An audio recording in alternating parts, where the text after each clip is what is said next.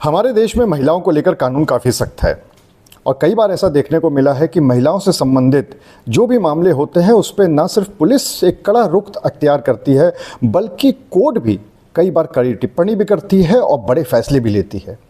लेकिन उसके साथ एक चीज़ और है कि जब भी इस तरह के कड़े कानून आते हैं तो कहीं ना कहीं उसका मिसयूज़ भी होता है और जब ऐसा होता है तो फिर कोर्ट जो पीड़िता होती है उसके खिलाफ भी एक्शन लेती है। एक मामला सामने आया इलाहाबाद हाई कोर्ट में।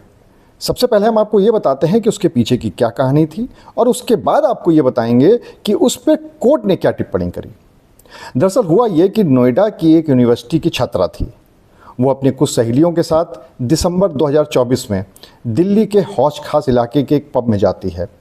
दिल्ली का हौज खास इलाका, काफ़ी सारे पब वहाँ पर मौजूद हैं और वहाँ पर यंगस्टर्स खासकर लड़के लड़कियों का आना जाना काफ़ी रहता है।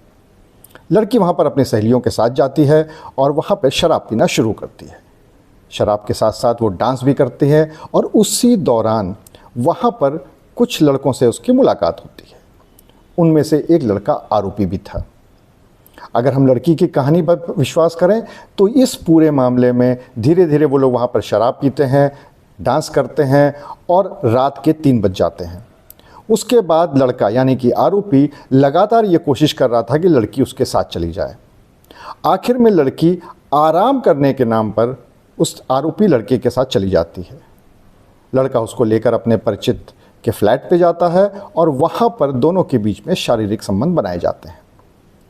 उसके बाद लड़की आरोपी लड़की के खिलाफ रेप का मुकदमा दर्ज कर देती है और ये दलील देती है कि शराब के नशे में उसके साथ लड़के ने रेप किया।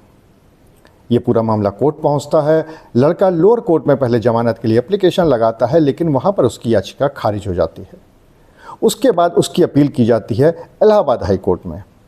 इलाहाबाद हाई कोर्ट में आरोपी लड़का ये दलील देता है कि वहाँ पर दोनों शराब पी रहे थे, डांस कर रहे थे और उसने लड़की को पूछा था और लड़की अपनी रजामंदी से उसके साथ गई थी।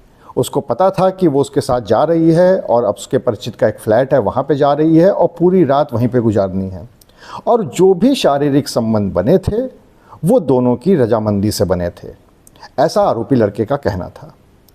जब याचिका पर कोर्ट ने दोनों पक्ष की दलीलों को सुना तो आरोपी लड़के की जमानत को मंजूर कर दिया। जमानत मंजूर करते हुए कोर्ट ने कहा कि इस रेप के लिए, इस तरह के शारीरिक संबंध के लिए लड़की खुद जिम्मेदार है। इसलिए क्योंकि अगर ये मान भी लिया जाए कि उसके साथ उसकी रजामंदी के बिना सेक्स किया गया था या शारीरिक संबंध बनाए गए थे तो उसमें सबसे बड़ी बात ये भी है कि वो अनजान लड़की के साथ क्यों गई और वो भी उसके घर पे। इस दलील को देते हुए, इस टिप्पणी को करते हुए ऑनरेबल हाई कोर्ट ने आरोपी लड़के की जमानत मंजूर कर ली। जस्टिस संजय सिंह की कोर्ट ने जमानत मंजूर करते हुए लड़के को छोड़ने का आदेश किया है। इस पूरे मामले पे आपका क्या सोचना है?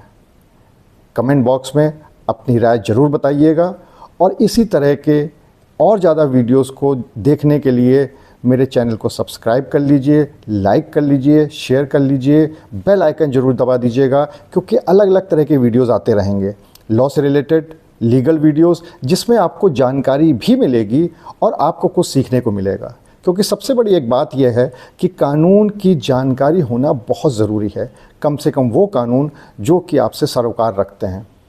अगले वीडियो तक के लिए नमस्कार।